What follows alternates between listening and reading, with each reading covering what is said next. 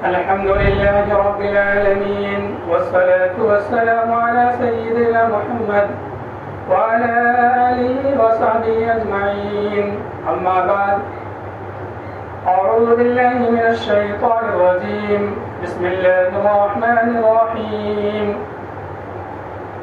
يا أيها الذين آمنوا اتقوا الله وذروا ما بقي من الربا إن كنتم مؤمنين، فإن لم تفعلوا فأذنوا بحرب من الله ورسوله، وإن تبتم فلكم رؤوس أموالكم لا تظلمون ولا تظلمون.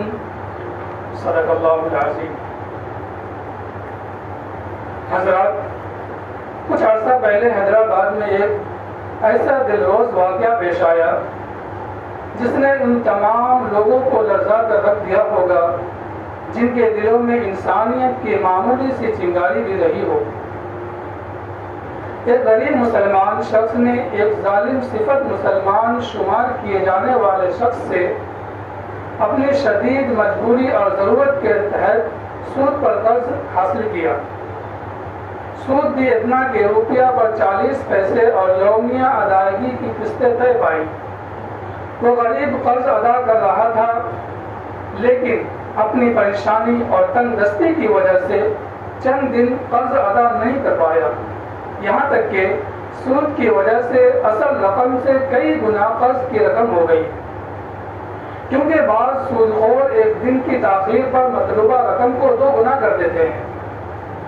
سودخور کا بار بار اس کے گھر پہنچنا اور اس کو بے آبرو کرنا تمام اخلاقی حدود کو پار کرتے ہوئے یہاں تک پہنچ گیا کہ غالباً اس غریب کی لڑکی اغوا کر لی گئی.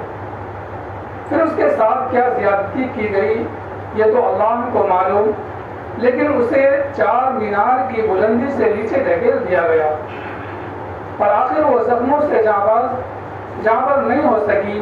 کچھ لوگوں نے بجا طور پر مطالبہ کیا کہ اس شخص کو پھانسی پر لٹکا دینا چاہیے، کیونکہ جب تک ایسے مجرموں کو کیفر کردار تک نہ پہنچایا جائے اور عبرتناک سزا نہ دی جائے ایسے جرائم کی روک تھام نہیں ہو سکتی. مگر پھانسی کے بندے پر چڑھانا ظاہر ہے کہ حکومت اور عدالت کے دائرے اختیار میں ہے، اور لوگوں نے قانون سے بچنے کے اتنے چور دروازے بنائے ہیں کہ اکثر اوقات سیاسی اثر و رسوخ کے حامل اور دولت و ثروت سے سرفراز مجرموں پر کوئی کارروائی نہیں ہو پاتی، اور ان کی طاقت کے آگے انصاف کو شکست اٹھانی پڑتی ہے. البتہ سماج کو چاہیے کہ ایسے لوگوں کا بائیکاٹ کرے اور اسے محسوس کرائے کہ اس کی ذلیل اور نازیبہ حرکت ناقابل قبول ہے، اور پورا سماج اسے حقارت کی نگاہ سے دیکھتا ہے.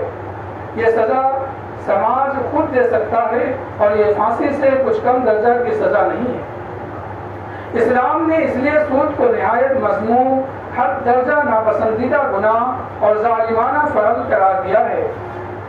قرآن مجید میں 4 آیتوں میں سود کی مذمت اور ممانعت ہے.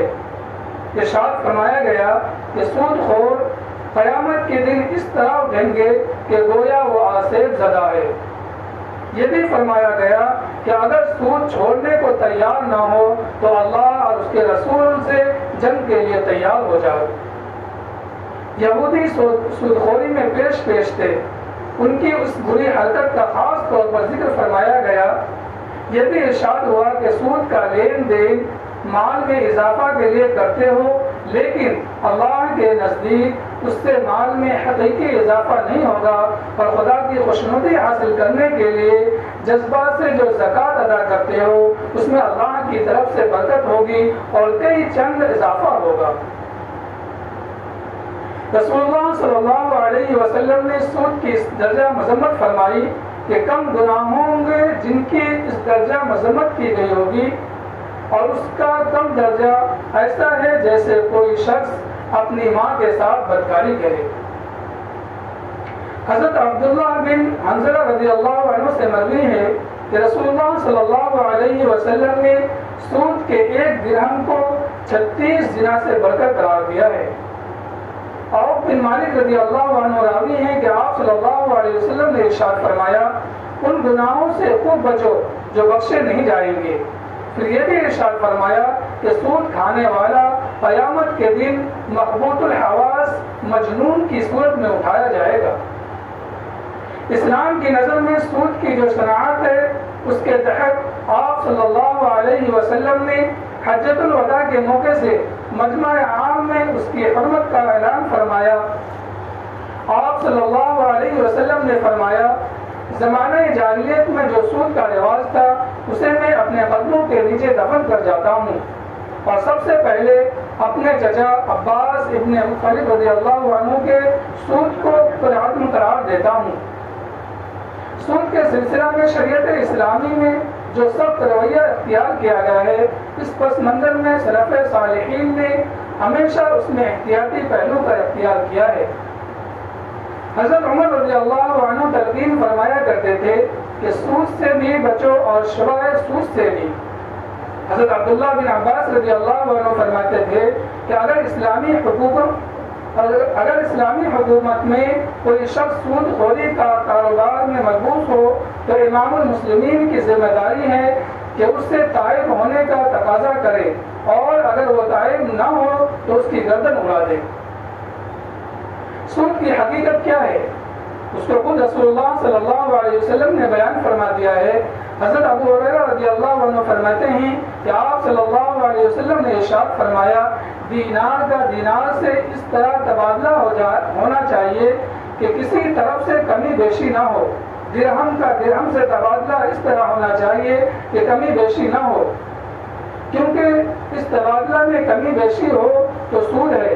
دینار سونے کا سکہ تھا اور درہم چاندی کا۔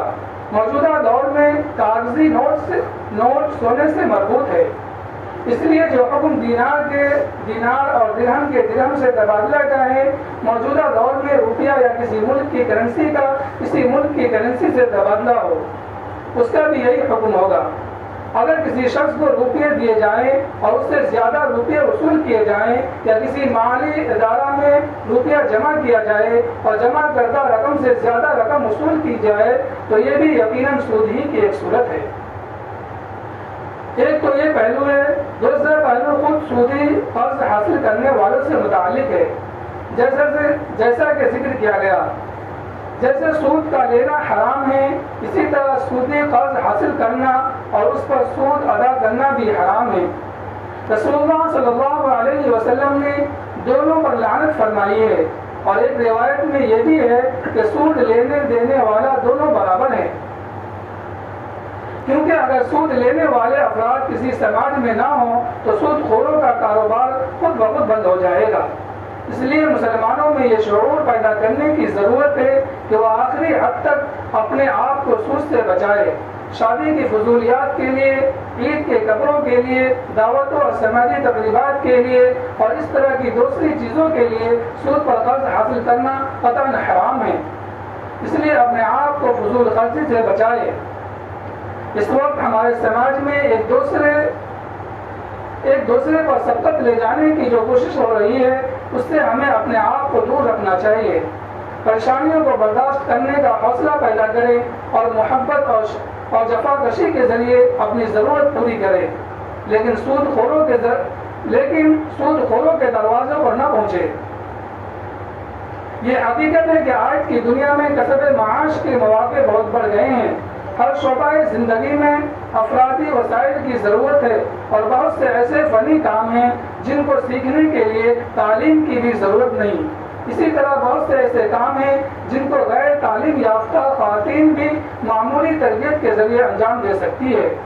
اگر لوگوں میں محنت اور جفا کشی کا مزاج پیدا ہو جائے، ہر طرح کے جائز کام انجام دینے کے لیے لوگ تیار ہوں، آمدنی کی ایک خاص مقدار اور زندگی کے لیے خاص معیار پہلے سے اپنے ذہن میں نہیں رکھیں اور اپنے پیشہ کے ساتھ پوری وفاداری برتیں اور دیانت، امانت اور وعدہ کی پابندی کے ساتھ خدمت انجام دیں تو کسی بے روزگار رہنے کی نوبت نہیں آئے گی۔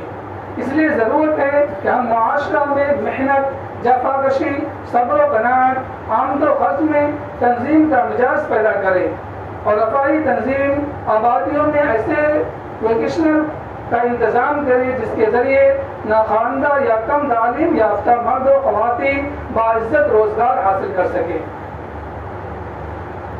سود خور فائنینسر کی طرف سے جو زیادتیاں ہوتی ہیں ان کا ایک بنیادی سبب یہ ہے کہ ہمارے سماج میں غیر سودی قرض دینے والے ادارے مفقود ہیں اور ممتوع ہے۔